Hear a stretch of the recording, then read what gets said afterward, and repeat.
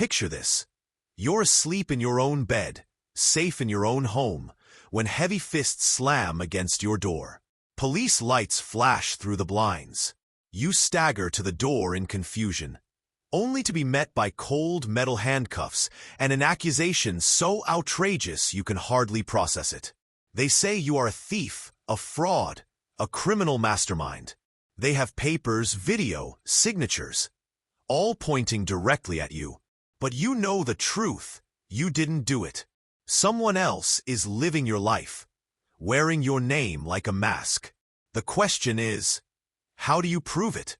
This is the story of Marcus Green, a man whose nightmare began not in a dark alley or during a crime, but in his own living room. It's the haunting case of the stolen identity. The night it happened, Marcus had been exhausted. He had spent the day under the hoods of cars at the small Phoenix auto shop where he worked as a mechanic. His hands still smelled faintly of grease as he tucked in his 8-year-old daughter Leah. Life wasn't glamorous, but it was steady.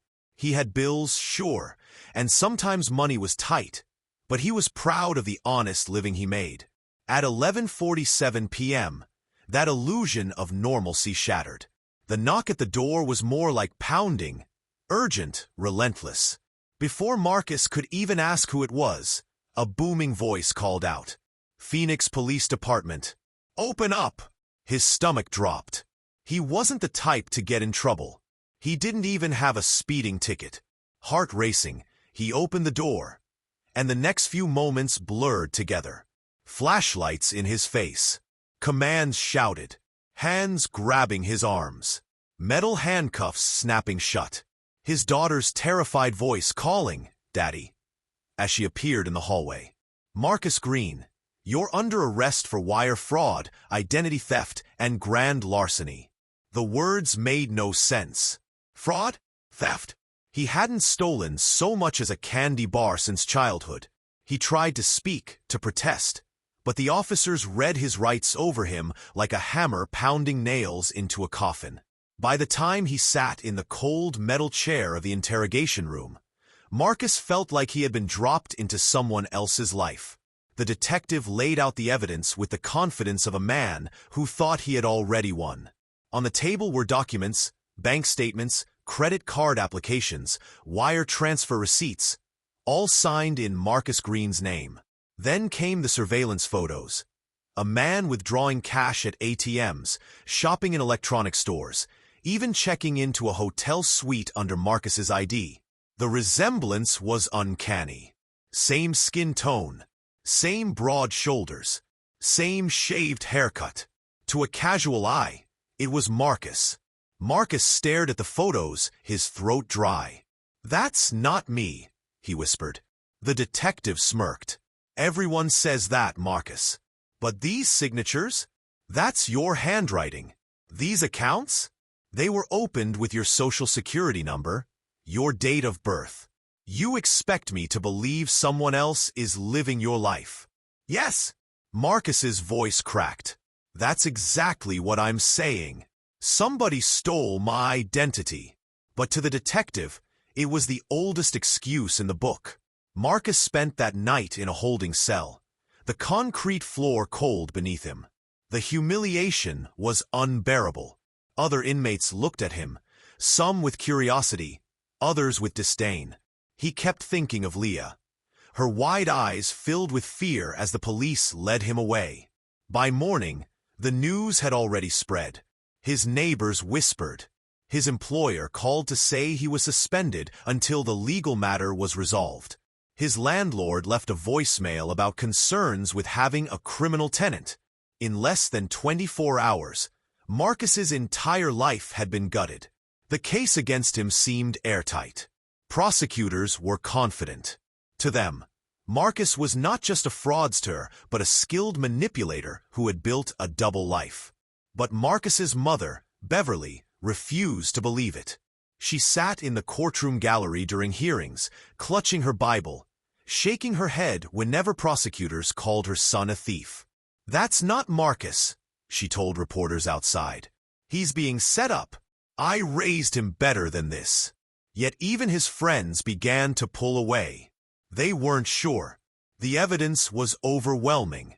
Could Marcus have been hiding a darker side? Months passed. Marcus sat in jail, awaiting trial.